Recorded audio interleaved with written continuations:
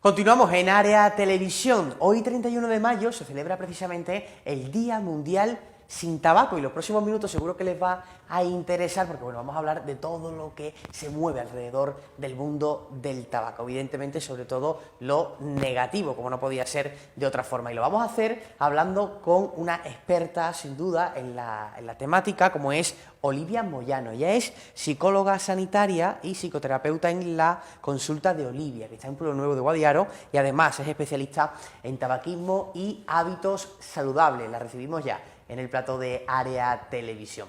Olivia, ¿qué tal? Muy buenas tardes. Hola, buenas tardes, ¿qué tal, Rubén? Día Mundial sin Tabaco. Sí. Lo primero que voy a hacer es preguntarte por cifras. En nuestra provincia de Cádiz, ¿hay una estimación de cuánta gente hay enganchada, porque puede ser uno de los términos? Sí, la prevalencia está en torno al 30%, quizás un poquito más. De todas las provincias de Andalucía, Cádiz y Huelva son las que más prevalencia tienen.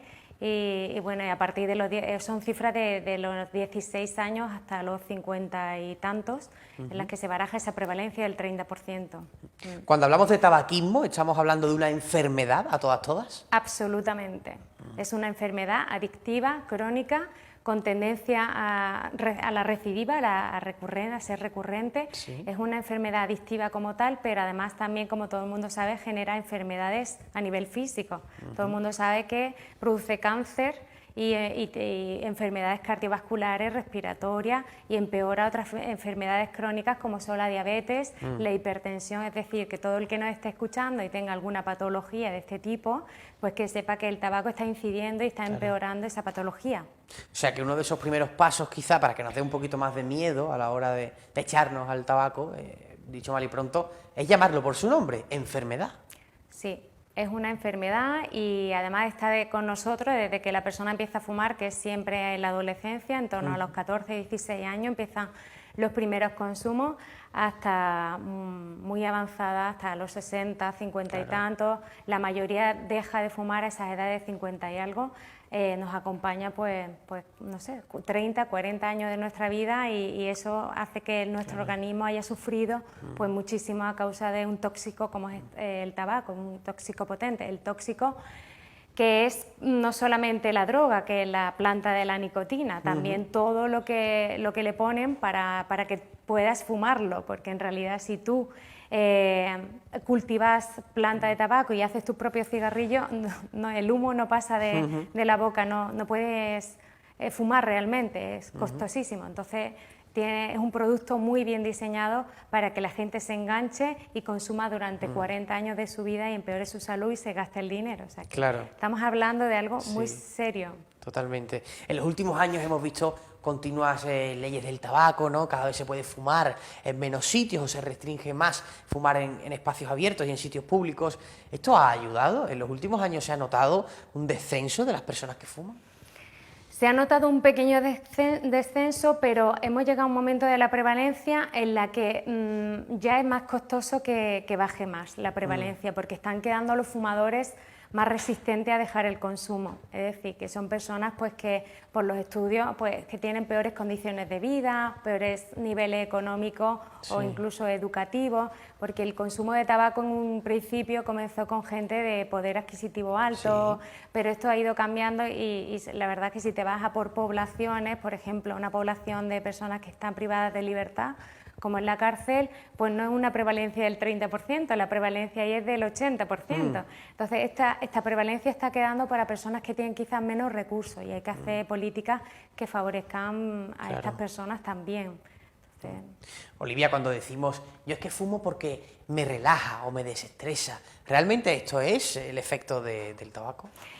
el tabaco te activa, es un estimulante. ¿Qué pasa? Que si tú eres adicto al tabaco, la sensación que tienes de relax es porque te baja el síndrome de abstinencia, el mono.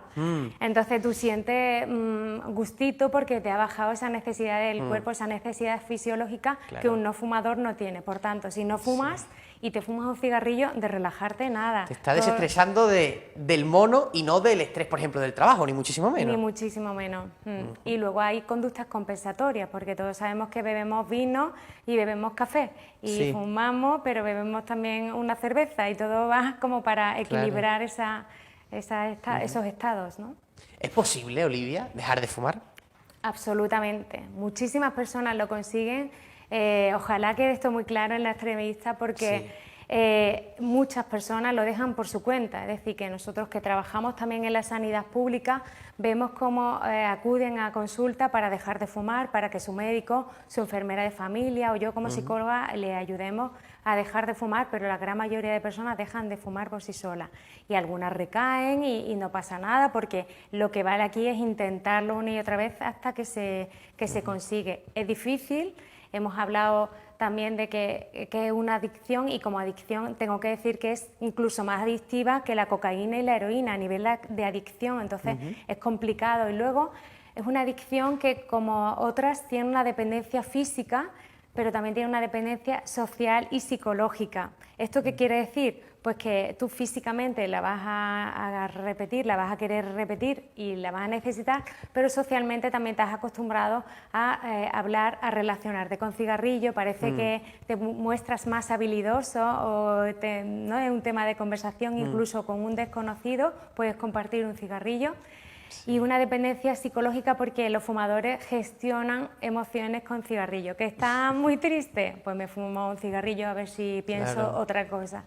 ¿Que estoy preocupado? Pues fumo. ¿Que me ha tocado la lotería? Me fumo aunque lleve un mes sin fumar, yo tengo que fumar. Entonces toda esa gestión de emociones la hacen con el tabaco. Cuando dejan de fumar están más perdidos a nivel social, a nivel psicológico y esta dependencia psicológica tarda más en desaparecer cuando dejan de fumar. Pero todo se consigue. Oye, has hablado casi de ese fumador social también, ¿no? Que dice, bueno, yo solo cuando estoy en sociedad y demás, pero bueno, al final está fumando y está recayendo. Fumando. Y cualquier cigarrillo es un consumo tóxico, es decir, que vamos a ver que alguien que fume 1 o 2 cigarrillos al día está fumando muchos miles de cigarrillos a lo largo de su vida y todo eso se queda en el cuerpo. El alquitrán, el monóxido y toda la nitrosamina, los cancerígenos que tiene el tabaco. Si hablamos también de esto, del fumador social y estas cosas, imagino que también la sociedad tiene aquí una función de quizás llegue el momento en que, bueno, creo que cada vez le pasa a más gente, ¿no? Que rechace directamente que una persona fume a su lado o fume con él o fume cerca. Entiendo que la sociedad también va a contribuir poco a poco a que se fume menos, quizás, ¿no? Porque esté menos afectado. Claro, cada vez hay más conciencia, entonces los propios fumadores ya no fuman en cualquier sitio, preguntan. Los fumadores, hay que empatizar también con el fumador, hemos dicho que es una enfermedad. Hemos dicho que entonces el fumador no tiene que sentir miedo, ni vergüenza, ni nada. Si consume, pues consuma, que haga un consumo seguro para los demás, aunque él siga consumiendo. Entonces, desde que se implantó el Plan Integral de Tabaquismo en torno al 2007, que me trabo, se han conseguido muchas cosas, porque antes de eso se fumaba en las clases, los docentes fumaban, en el quirófano hace muchos años se fumaba, Dios mío, y en los colegios, y era muy normal, ¿no? Y vamos a un bar, había jamones y chorizos colgando, y nosotros estábamos fumando y todo iba... Era, en televisión, era lo habitual ver tertulias, en estudios de radio súper cerrados, ¿no? Absolutamente. Todavía se sigue fumando dentro de casa mucho, hay mucho tabaquismo pasivo, los niños siguen sufriendo tabaquismo pasivo, tiene repercusión sobre su salud, también me gustaría hacer un llamamiento en ese sentido, y los niños se ven perjudicados porque tienen más alergia, más asma, se empeora toda resistencia a la infección. Esto los pediatras lo dicen claramente y hay que hacer un llamamiento. Si eres fumador y no te has planteado todavía dejar de fumar y tienes hijos en casa, mejor sal fuera si tienes un balcón, una terraza, un patio, pero no fumes dentro de casa y no perjudiques a los que están alrededor. No sé si estarás de acuerdo conmigo, pero creo que hay muchos fumadores que son directamente reacios a dejar de fumar porque no se creen que puede existir un tratamiento o una terapia para por fin dejar de fumar. ¿Pero realmente funciona este tipo de tratamientos o de terapias? Absolutamente. Hay terapias con demostrada eficacia, terapias cognitivo-conductuales y terapias farmacológicas que te ayudan a dejar de fumar. Esto es muy importante saberlo porque lo que experimentan fumadores prácticamente miedo, también una baja sensación de autoeficacia. Ellos piensan que otros a lo mejor sí, pero que ellos no. Entonces esto también se trabaja en consulta y al final van consiguiendo muchas cosas y va creciendo esa sensación de autoeficacia, ¿no? Entonces estas terapias van encaminadas a que haya un cambio de mentalidad para que logren su objetivo. Las terapias cognitivo-conductuales son normalmente multicomponentes, se trabaja desde el plano de cómo consume la persona, que tome conciencia sobre su consumo, porque no todos los cigarrillos saben igual ni les apetece, ni muchas veces se fuma por fumar.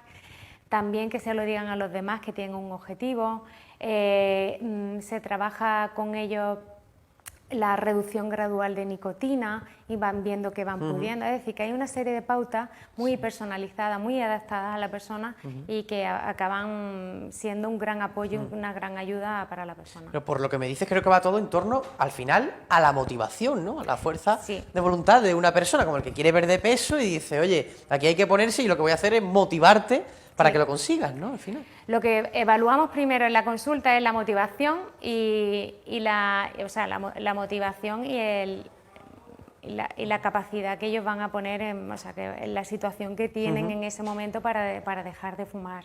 Claro. Aparte de medir la dependencia física, psicológica y social. Entonces, si una persona no está motivada para dejar de fumar, ya puede ser el tratamiento más efectivo que no va a dejar de fumar. Claro. Yo conozco muchas personas que han ido a hacer terapias alternativas, también hipnosis, que tiene su eficacia demostrada y demás, y no han conseguido dejar de fumar porque no están realmente motivados. Claro. Eso se trabaja un poco en consulta, pero lo que se pide siempre es que vengan ya con una motivación clara y a partir de ahí se consigue mucho. Se consigue y además yo trabajo desde que ellos vayan viendo pequeños logros, porque lo que se piensa en grande es o dejo de fumar o no dejo de fumar, ¿no? Pero si te vas dando cuenta que das pasos pequeñitos, acabas consiguiendo grandes logros y esto lo traslado tanto desde la deshabituación tabáquica como a la alimentación saludable, el ejercicio físico, mejorar la higiene del sueño, todo este tipo de hábitos saludables van en esa línea, trabajar pequeños pasitos y en poco tiempo están dándose cuenta que han hecho un gran recorrido y esto es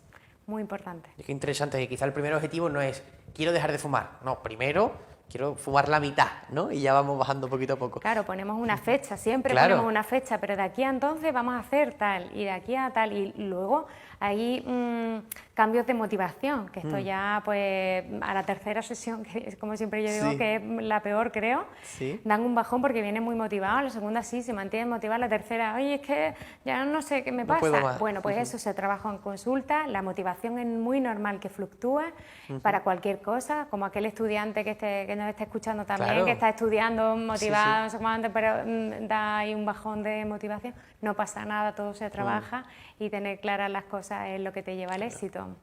Oye, pues la consulta de Olivia también, ¿no? Que estás en Pueblo Nuevo de Guadiaro, que se sí. puede acercar todo el mundo que quiera. Por favor, sí, estoy empezando y bueno, yo llevo mucho tiempo trabajando en Málaga, llevo mucho tiempo trabajando en el hospital también y bueno, ahora comienza aquí esta andadura y estoy empezando a darme a conocer. Espero que me relacione no solamente con hábitos saludables, me encantaría trabajar sobre ello, pero bueno, que soy psicoterapeuta para cualquier trastorno de ansiedad, de bajo estado de ánimo, problemas de pareja, duelo, adolescentes que son la estrella. Veo muchos temas de relaciones tóxicas, de pareja, de amistades, O sea, los adolescentes son el tema estrella. El tema estrella para los padres, sí. Además que es una época de cambio y es una época lógica y es una época en la que precisamente se comienza a fumar porque es muy atrevido, lo prohibido es muy, la aceptación muy social y estas cosas. La aceptación de iguales y entonces los padres pues tienen que adaptarse, que hay un cambio, que su hijo ya no es pequeño y ellos también tienen que comprender que los padres se tienen que adaptar y adaptarse a su propia persona que está cambiando. Es decir, que es un tema muy interesante. O sea, que la consulta es para ambos.